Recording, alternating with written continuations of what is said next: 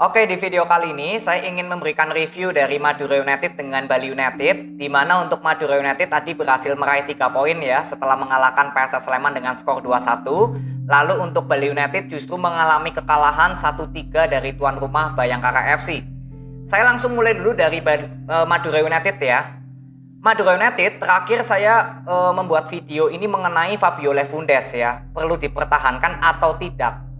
Karena saya jujur mengenai analisa saya ya selama mengikuti Madura United di 2 musim ini, saya melihat bahwa Fabio Lefundes ini sebenarnya untuk membawa Madura United finish di segmen papan atas, menurut saya sudah cukup bagus. Tapi kalau Madura United mau bersaing ke kejuaraan gitu ya, bersaing untuk merebutkan title juara BRI Liga 1, saya kira untuk Fabio Lefundes ini belum memiliki strategi atau skema permainan untuk membawa Madura United bisa menjuarai title BRI Liga 1. Karena saya jujur mengerti sesuai analisa saya kemampuan Fabio Lefundes ini sampai di mana ya. Ini mengenai analisa saya sendiri. Jadi akhirnya memang Fabio Lefundes setelah hasil yang boleh dibilang cukup tidak baik ya untuk Madura United yang inkonsisten, akhirnya Fabio Lefundes yang justru mengundurkan dirinya sendiri dari pelatih Madura United. Dan ini memang untuk dampak positifnya terlihat bahwa Madura United ini menang ya secara beruntun lawan PSIS Semarang lalu lawan PSS Sleman tadi. Tapi sebenarnya yang saya lihat untuk skema permainannya Madura United ini masih belum ada perubahan. Karena jelas ya ini baru 2 pertandingan ditinggal oleh Fabio Lefundes. Artinya nggak mungkin langsung gitu ya untuk Madura United bisa merubah skema permainannya. Jadi artinya belum ada perbedaan lah ketika skema permainannya Fabio Lefundes dengan tidak adanya Fabio Lefundes untuk saat ini. Tapi yang membedakan adalah ketika tidak adanya Lefundes, para pemain Madura United ini seperti visi dan kepercayaan dirinya kembali lagi. Ini yang saya katakan bahwa ketika suatu tim sedang dalam perform yang kurang bagus atau inkonsisten gitu ya, memang ada solusi yang boleh dibilang cukup bagus adalah mengganti pelatih. Bukan karena pelatihnya jelek atau enggak ya, tapi lebih ke untuk visi para pemainnya sendiri, untuk mental agar bisa kembali lagi. Ini juga sama seperti Persita Tangerang ketika Alfredo Vera diganti oleh Luis Duran, justru Persita Tangerang sekarang performnya cukup bagus ya, 8 pertandingan tanpa terkalahkan. Jadi artinya yang saya bisa ambil memang untuk pergantian pelatih ini juga bisa memberikan dampak positif agar para pemain-pemain Madura United ini kembali lagi memiliki kepercayaan diri atau visinya bisa bangkit lagi gitu. Ya, jadi untuk skema permainan atau masalah Madura United ini bisa menang berturut-turut, untuk saya melihat ya memang belum ada terlalu perbedaan atau perubahan yang signifikan. Tapi saya lebih melihat dari para mental para pemain Madura United yang sudah kembali lagi kepercayaan dirinya ini jelas terlihat bagus. Jadi untuk Madura United nanti akan bertemu Bali United ya. Setelah ini ya kita akan lihat lagi bagaimana untuk para mental atau psikologi para pemain Madura United dengan kemenangan ya 2 pertandingan secara beruntun. Ini pastinya kepercayaan diri dari para pemain Madura United harusnya bisa naik lagi. Ya, jadi untuk Madura United selamat kalian mendapatkan 3 poin. Nanti kita akan lihat lagi untuk Madura United bertemu Bali United, semoga bisa bermain optimal ya. Nanti coba saya akan bahas Madura United jika memang ada yang perlu saya bahas gitu ya atau evaluasi. Lalu next untuk Bali United ini tadi justru kalah dengan Bayangkara 1-3. Sebenarnya untuk Bali United saya menonton pertandingannya secara terus menerus ya, nggak melewatkan satu pertandingan pun untuk Bali United. Tapi kenapa saya nggak bahas atau mempreview pertandingannya Bali United? Pertama, karena ketika kemarin lawan Persis Solo ya terakhir, itu kan Tito kan selalu bermain ya. Saya sudah buat videonya. Pada saat Bali United menang lawan Persis, menang lawan Dewa United, lalu menang lawan Persebaya, ini kan saya sudah bahas ya. Di mana ada Tito di situ bermain. Maka skema permainan Bali United ini sudah mulai terlihat bagus nih berjalan di sektor tengahnya. Nah, lalu ketika lawan Persikabo, Tito ini nggak bisa bermain. Jadi saya ingin lihat nih bagaimana skema permainannya Bali United tanpa adanya Tito. Dan ternyata memang yang saya lihat Bali United kembali ke style pabriknya lagi. Yang saya lihat tetap mengandalkan sektor sayap lagi, bermain oportunis. Lawan Persikabo di sini kan Fadil Sousu dijadikan starting ya dengan Nori ya. Sedangkan Eber Besa tetap dipasang sebagai gelandang serang. Dan kalau menurut analisa saya ya, ketika Bali United memainkan Fadil Sousu dengan Eber Besa, harusnya tempo permainan dari Bali United ini harusnya lebih pelan. Kenapa? Karena di sini Fadil Sousu sebagai pemain tengah ini nggak memiliki kecepatan seperti Tito. Justru Fadil Sousu ini memiliki passing-passing through pass atau passing-passing long ball ini yang cukup bagus dan efektif. Tapi justru lawan Persikabo ini terkesan seperti permainan Bali United ini monoton. Benar-benar nggak mengandalkan sektor tengah. Berbeza seperti bermain sendiri gitu loh, hanya mengandalkan sektor sayap tanpa ada kontribusi untuk Fadil Sousu. Jadi saya kira di sini permainan dari Bali United justru seperti nggak sinkron antara pemain tengah dengan tempo permainan Bali United. Karena Bali United lawan Persikabo yang bermain ini Fadil Sousu yang justru memiliki body ball yang bagus untuk memberikan through pass dan passing. Jadi ini yang saya lihat ketika kalah lawan Persikabo di situ.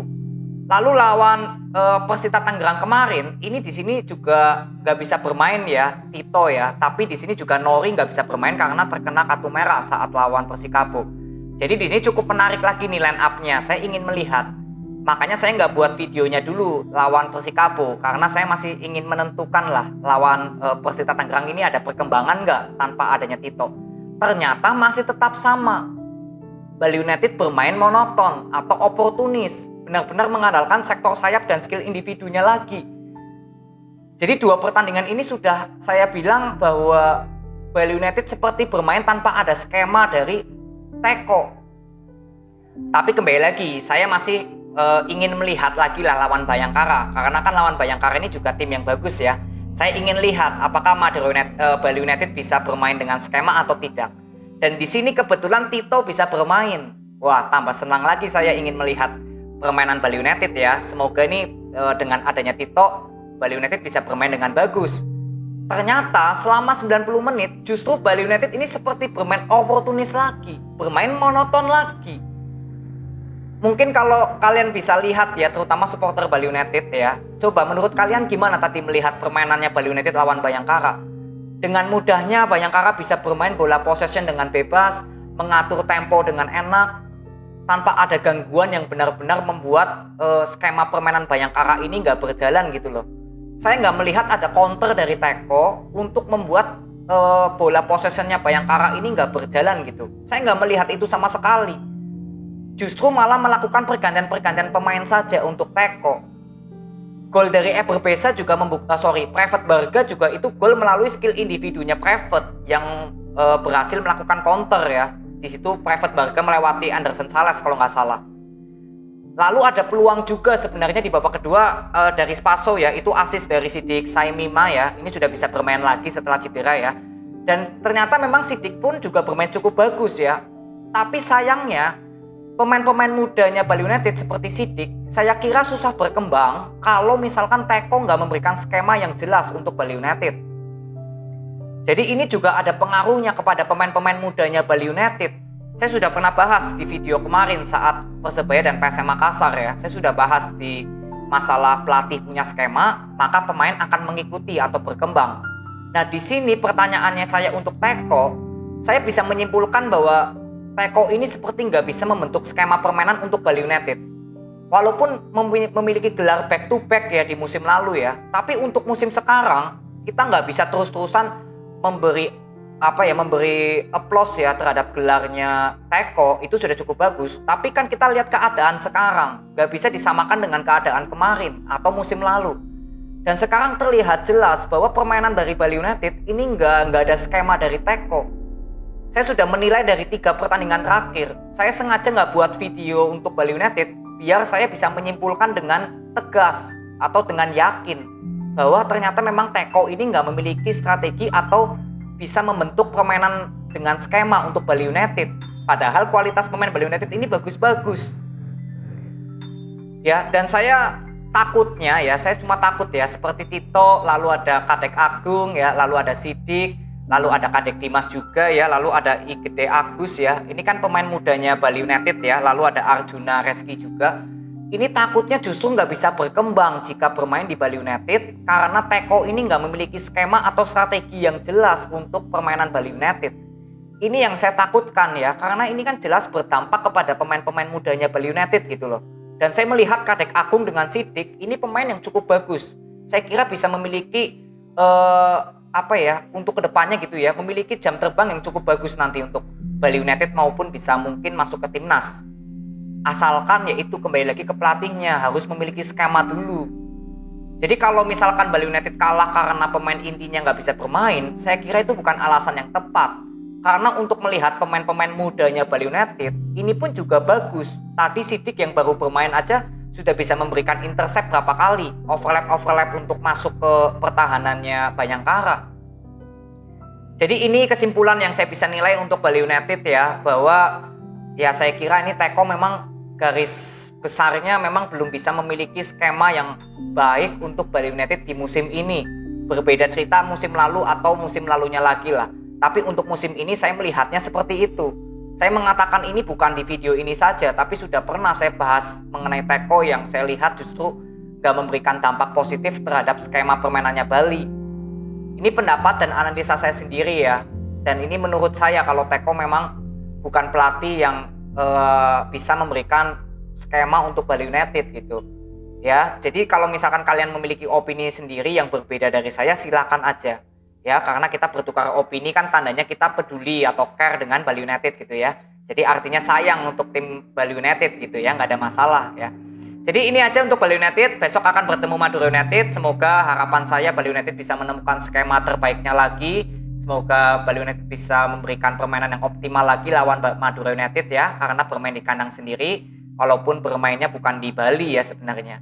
Jadi ini aja, terima kasih, sampai ketemu di video berikutnya, see you.